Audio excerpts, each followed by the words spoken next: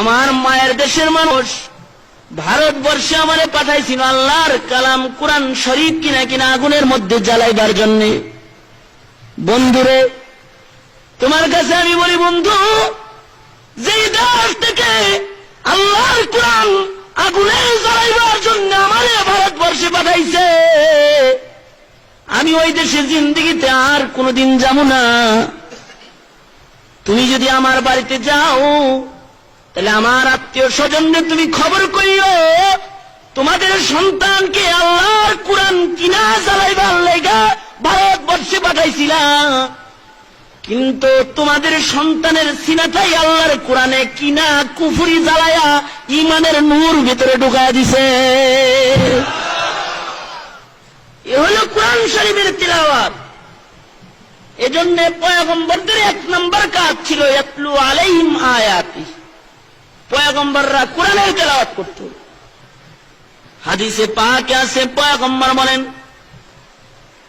মাইয়িতরে যখন কবরের মধ্যে রাখা হয়, এ মাইয়িতের কোন আপনজন কবরে তার সাথে থাকে না, তার কোন ক্ষমতার বাহাদুরি কবরে তার সাথে থাকে না।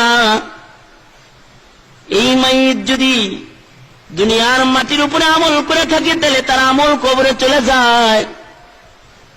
নিজের সন্তান যার জন্য গাড়ি করছেন, যার জন্য বাড়ি করছেন, সন্তান 2 পারে হাত দিয়ে লাফ দিয়ে কবর থেকে উঠা শেষ চাকা মাটির চাপ গুলার সন্তান নিজের হাতে দিয়ে যায়। আপন জনেরা সবাই পাশাল হৃদয় হয়ে মাইয়িতরা একা একা কবরে রাইখা চলে যায়, কিন্তু মাইয়িতের সাথে কবরে 4টা জিনিস থাকে। পয়গম্বর বলছেন, ইযা উযিআল মাইয়িতু ফি কবরি, মাইয়িতরে যখন কবরে রাখা হয়, যা আল কুরআন ইনদা রাসিহি, মাইয়িত যদি কোরআন শরীফের সাথে সম্পর্ক রেখে থাকে, কোরআন শরীফের তেলাওয়াত যদি করে থাকে, কোরআন শরীফ তার মাথা বরাবর এসে যাবে। ফেরেশতারা প্রশ্ন করতে আসলে বলবে, বলো তোমাদের প্রশ্ন বলো, আমি দিয়ে দেই। যার কাছে প্রশ্ন করতে আসছো তার সম্পর্ক আমি আল্লাহর কালাম লৌহে মাহফুজের কালাম, আমি কোরআনের সাথে তার সম্পর্ক আছে। আজকে সে আরামের ঘুম ঘুমাইতেছে, তার ঘুমে কোনো বাধা দিও না, তারে ঘুমাইতে যাও। যত প্রশ্ন আছে সব আমারে করো, আমি কোরআন তার পক্ষ থেকে তোমাদের সকল প্রশ্নের উত্তর দিয়ে দেই। সুবহানাল্লাহ। কোরআন শরীফের তিলাওয়াত কবরে যাইব, কিছুই পারেন না। আল্লাহ খালি সূরাতুল বাকারার মতো বড় বড় সূরা কোরআন শরীফে দেন। আপনাদের যাদের মেধা দুর্বল, আপনাদের জন্য ছোট ছোট কিছু সূরা আল্লাহ কোরআনে দিছে। এ আমার বান্দা, কিছুই পারলি না তুই, তাহলে কোরআন শরীফের ছোট ছোট সূরাগুলো পড়ে, এই ছোট সূরাগুলোও যদি 2-3 বার পড়স, তাহলে পুরা কোরআন পড়ার সওয়াব তোর আমলনামায় দিবে। সূরাতুল ইখলাস একটা সূরা, যার মধ্যে মাত্র ছোট ছোট কয়েকটা শব্দ আছে।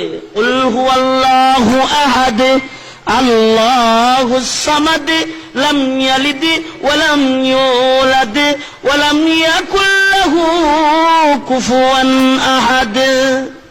বাবাজি, এমন কোন মানুষ নাই যার ব্রেন পাগল হয় নাই, সে সূরাটা মুখস্থ করতে পারবে। আপনি কিচ্ছু পারলেন না, কুল হুয়াল্লাহর সূরাটা মুখস্থ করেন। আপনি আল্লাহর গোলাম, কুল হুয়াল্লাহর সূরাতে হাফেজ আপনি হয়ে যান। এই সূরার বদলতে আল্লাহ আপনাকে হাসরের কঠিন ময়দানে 4টা আয়াত তেলাওয়াত করবেন। ছোট ছোট আয়াত তেলাওয়াতের সাথে সাথে আল্লাহ 4 তল বিশিষ্ট একটা বিশাল জান্নাত আপনাকে বিনা হিসাবে আল্লাহ দান করবেন। 3 বার পড়বেন, 1 খতমের সওয়াব আমলনামায় জমা হইব। পয়গম্বরদের 1 নম্বর কাজ ছিল কিতাবুল্লাহর তেলাওয়াত করা। আপনার আমার নবীর 1 নম্বর কাজ ছিল আল্লাহর কোরআনের তেলাওয়াত করা। একটা কোরআন শরীফের তেলাওয়াতের গুরুত্ব বললাম, বুঝছেন আপনারা? এই একটা। 2 নম্বর মেহনত। পয়গম্বররা আমল দিছেন, আমল। সকালে কিছু সময় আল্লাহর নামের জিকির করো, বিকালে কিছু সময় আল্লাহরে ডাকো, পড়ো লা ইলাহা ইল্লাল্লাহ, লা ইলাহা ইল্লাল্লাহ, লা ইলাহা ইল্লাল্লাহ, লা ইলাহা ইল্লাল্লাহু মুহাম্মাদুর রাসূলুল্লাহ।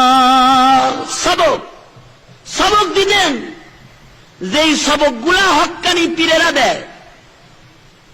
ইংরেজরা মাদ্রাসার জঙ্গি প্রতিষ্ঠান বলে মাদ্রাসার কোরআনের আওয়াজ বন্ধ করতেছে, আর হক্কানি পীরেরা যে পয়গম্বরী তাজকিয়ার সবক দেয়, এই সবক বন্ধ করার জন্য লাল শালওয়ালা পীর সাহেব ইংরেজরা ছেড়ে দিছে। যারা কয় নামাজ রোজা না করলেও আল্লাহর সাথে সম্পর্ক হয়, গাঁজা খায়াও খাজা পাওয়া যায়, খাজা পাইলে আল্লাহরে পাওয়া যায়। এই গ্রুপ কিছু আছে, নগদ ফগত জান্নাত। আর কি এর কাছে যাইবেন, নামাজ রোজা কিচ্ছু লাগবে না, ডাইরেক্ট জান্নাতে যাইবেন। এই তাজকিয়ার পবিত্র রাস্তাটাকেও অপবিত্র করার জন্য ইংরেজরা ভণ্ড পীরের যত গোষ্ঠী বাংলাদেশে আছে, ইংরেজদের এজেন্ট এই সবগুলা। এগুলোর টাকার কোনো অভাব নেই, যেটি ভণ্ড এগুলোর টাকার অভাব নেই। এজন্য দ্বিতীয় নাম্বার মেহনত হলো তাজকিয়ার মেহনত। তাজকিয়ার মেহনত কলব পরিষ্কার করার মেহনত। হক্কানি পীর বুজুর্গের মাধ্যমেও হইতে পারে, হক্কানি আলেমের সাথে সংস্পর্শের বদলতেও হইতে পারে, তবলিগে সময় লাগানোর কারণেও হইতে পারে, মাদ্রাসায় কিছু দিন শিক্ষার মাধ্যমেও হইতে পারে। মেহনত যেটাকে বলা হয় আমল শিক্ষা দেওয়া। তাজকিয়া বলা হয় তাকে গায়েবের কিছু অদৃশ্যের জিনিস আছে যা এই চোখওয়ালা দেখে না, কিন্তু আত্মার চোখওয়ালা দেখে। যেমন খলিফাতুল মুসলিমিন হযরত উমর, আবু বকর, আপনার আমার পয়গম্বর থেকে শুরু করে যারা আছে, যারা তাজকিয়া ওয়ালা হয়েছে, তারা এমন কিছু দেখছে যা অন্য মানুষে দেখে নাই। যেমন খলিফা উমর মিম্বরে দাঁড়ায় রয়েছেন, দাঁড়ায় দাঁড়ায় ডাকতেছেন, শত শত মাইল দূরে একজন যুদ্ধ করতেছে, তারে ডাকতেছেন, ইয়া সারিয়া আল জাবাল, আল জাবাল, পাহাড়ের দিকে তাকাও, পাহাড়ের দিকে তাকাও। হযরত সারিয়া তখন যুদ্ধের ময়দানে যুদ্ধ করতেছেন। হযরত সারিয়া যুদ্ধ করে আসছেন। মদিনার লোকেরা বলে, খলিফা যে তোমার জুমার নামাজের টাইমে ডাকছিল, শুনছিলা? হযরত সারিয়া বলতেছে, খোদার কসম, ওই সময় যদি খলিফাতুল মুসলিমিন আমাকে ডাক না দিতেন, তাহলে পেছনের দুশমনদের আক্রমণে আমরা সবাই শাহাদাতের পিয়ালা ছাড়া আর পরাজয় বরণ করা ছাড়া আর কোন রাস্তা ছিল না। এটা এই চোখ না, এই চোখ দিয়ে তো দেওয়ালের ওই পাশে দেখা যায় না। এটা ওই চোখ, যেই চোখ দিয়া শত শত মাইল দূরে দেখা যায়, ওই চোখ তাজকিয়ার চোখ। আর ওইটা ওই কান, যেই কানের দ্বারায় শত শত মাইল দূরের ডাক শোনা যায়। হযরত সারিয়া একজন আত্মশুদ্ধিওয়ালা কানওয়ালা ছিলেন, যিনি শত শত মাইলের দূরের আওয়াজ শুনছেন। আপনার আমার ইমামে আজম আবু হানিফা রাহমাতুল্লাহি আলাইহি মসজিদের সামনে দাঁড়ায় রয়েছেন। এক আল্লাহর বান্দা ওযু করতেছে। আল্লাহর বান্দারে ডেকে কয়, আল্লাহর বান্দা, তুমি কি চুরি করছে নাকি? বলে, হয় ইমাম সাহেব, আমি চুরি করছি। আপনি কেমনে জানলেন?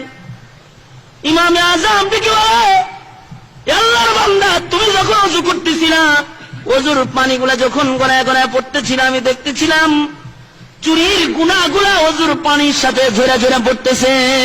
সুবহানাল্লাহ। আত্মশুদ্ধিওয়ালা চোখ। হালাল খাদ্যের পরে সরাসরি বরকত পড়ে, আত্মশুদ্ধিওয়ালাও বরকত দেখে। এটা আলাদা কান, আলাদা চোখ। এটা অর্জন হয় আমলের মেহনতের বদলতে। ওই আমল পয়গম্বররা উম্মতদের শিখাইছেন। দ্বিতীয় নাম্বার দেয় যে আমল ছাড়া কি আল্লাহরে পাওয়া যায়? নামাজ ছাড়াও তো আল্লাহরে পাওয়া যায় না, আমল ছাড়াও আল্লাহকে পাওয়া যায় না।